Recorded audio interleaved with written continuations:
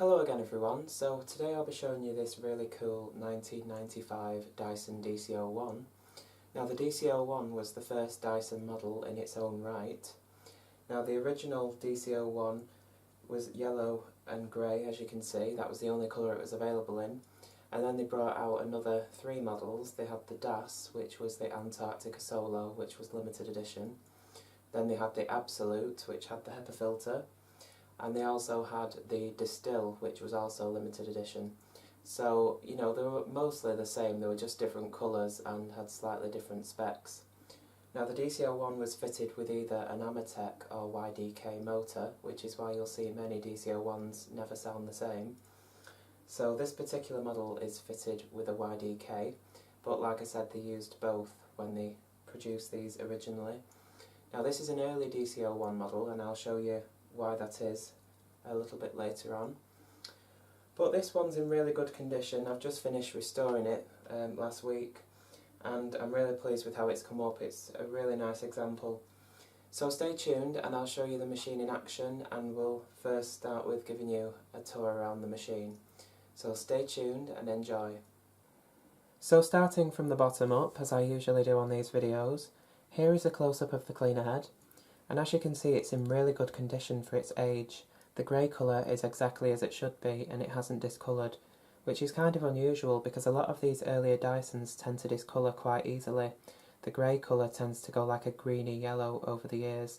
I think it's something to do with the pigment they used in the plastic. The heat and the sunlight tends to make them go a disgusting colour. But this one has survived the times, as you can see. It's obviously been stored in a cool, dark area. Probably a cellar or something like that. Now I'm not sure if the camera's picking this up, but the grey plastic has like a glittering metallic speck to it, and it's kind of ironic actually because Hoover were the first to use that kind of design, so that's just kind of funny. And what makes this an earlier Dyson model is that it has the original Dyson lettering, as you can see, in the bold capital letters. Now they changed that logo in about 1996 to the current logo that we still know today. I'm not sure why they did that. Perhaps it was to make it look more modern, because I suppose it does look quite 90s, doesn't it? Now underneath the Dyson lettering it says Dual Cyclone technology, which is the original cyclonic design patented by James Dyson. The cleaner head has a bumper that runs all around the front of it there. It also has 2 notches cut out either side to assist you in reclining the machine to the operating position. Of course, this is a friction handle release and not a pedal handle release. There are 2 filters on this machine, as you would expect. There's the pre-motor filter, which sits on the right hand side in this little cage here. That opens up, and it's just an electrostatic affair. You can wash that. I believe the original versions that came with this particular model back in the day were replaceable. You couldn't wash them, but the replacement variants that you can get now, you can wash them. So that's the pre-filter, and that sits in a cage on the right hand side. And the post-motor filter sits under the bin. A bit stiff because it's clean. There we go. It sits under this little flap here. And that's the post-motor filter. It's pretty much identical to the pre-motor filter. So that goes under there like that. And the bin sits back in place like that. Here is the Cyclone assembly and the Cyclone bin. The clear bin can be easily released from the Cyclone assembly by pressing this button at the bottom, and the whole assembly hinges outwards, and then you can remove the bin from the cone and dump out the contents. Because the Cyclone assembly stays attached to the machine, you do need to be careful not to bash it about too much, as dirt will fall off from up inside here and make a mess on the bottom there. Again, this was addressed with the DC04. But the bin easily slips back in place like so. Here we have a view of the top of the Cyclone assembly, which has a convenient, carefully balanced carrying handle built into the centre, which has the lettering Dyson Dual Cyclone Technology and DC01 printed on it. At the back there is a helpline number, which amusingly is still in service today. Below the carry handle is the sales sticker, which customers were intended to read when thinking of purchasing the machine in a shop. On one side here is the on-off switch, and in the middle there is the hose and wand release. Right at the top of the handle is a sticker with the original Dyson slogan, "Say goodbye to the bag." So here you can see a view of the back of the machine, and it has a 360-degree quick release cord hook, so you can release all the cord at once. And as you can see, it has the original Dyson plug with the original Dyson logo, which is really cool. And of course, like any Dyson, once you've released all the cord, you can release the hose and wand. And there it is. Of course, you can use the tools directly on the end of the wand, or you can take the hose end off and use the tools on the end of the hose. Now, speaking of the tools, they store on these pegs on each side of the machine. Now, there are 3 tools and an adapter tool, and I'll show you what that's for. Now you have an upholstery tool with the Dyson lettering on it, the original type. It's quite a good upholstery tool, that, in all fairness. You have a short little crevice tool. You have a dusting brush, quite a dinky little thing, but it does turn, as you can see, to whichever angle you want. And you get the little adapter, and what you need that for is to put the tools directly on the end of the hose, because as you can see, they don't fit without it, so you need to put the small end of the adapter into the end of the hose, and then you can put the tool on. So that was addressed on the DC04, but this was what you had to do with the DC01. And of course they stack up on top of each other and sit on the sides of the machine. And of course the wand nests inside the hose and clicks into place. So moving down to the bottom of the machine here from the back, you can see the lower cord hook, the 2 rear wheels, and just at the bottom here you can see a couple of rubber flaps. These are clean out ports, and they allow you to check for blockages should there be one. Here is a look at the rating sticker. As you can see, it's got kind of a bizarre wattage. It's marked at 1275 to 1320 watts. Model DC01, and of course it's made in the UK, in Chippenham. So here is the business end of the Dyson DC01, the Brushroll area. And as you can see, it's not that great. It seems such a shame that a well-engineered machine can be let down by such an underwhelming brush roll. As you can see, the bristles are quite short and sparse. They're also quite soft as well. So you know, it doesn't do a very good job. It's not terrible, but it could be better.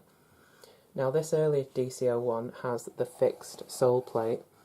The later DC01s from about 1996 onwards, they changed the sole plate to have a pivoting design on this part here. So you know, it sort of went like that on a spring-loaded device. It had a little rubber tag which allowed the base plate to move like that, which allowed the cleaner head to be in better contact with the carpet, but it also allowed for a lot of suction loss all the way around the cradle design because it wasn't sealed. So this fixed base plate does trap in the suction, and the carpet really does stick to the nozzle, and it does perform a lot better. So anyway, without further ado, let's see the machine in action.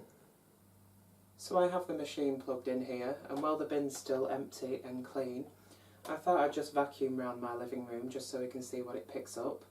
Now I will put some dirt down, but I just thought, just to see what we can get with natural dirt that's already on the carpet, we'll have a little push around, so here we go.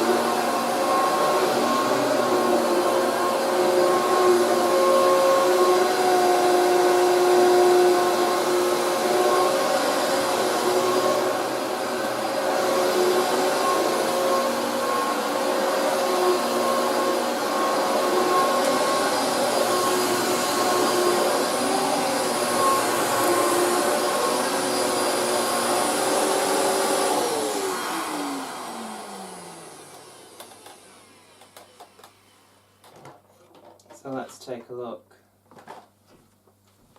Now, I only vacuumed yesterday, so it's not too bad. There's a bit of fine dust in there as well. So it's picked up a decent amount, considering the brush roll's not that great.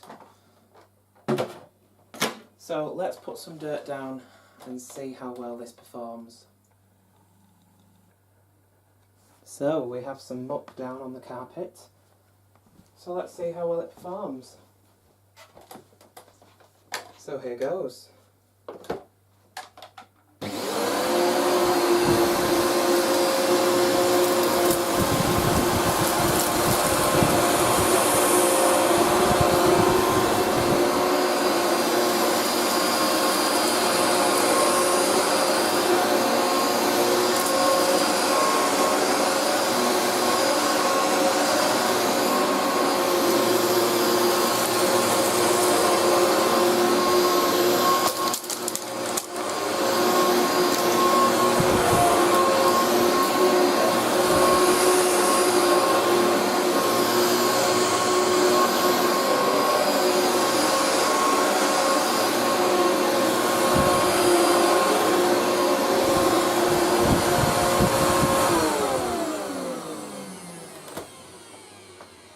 So there we have it.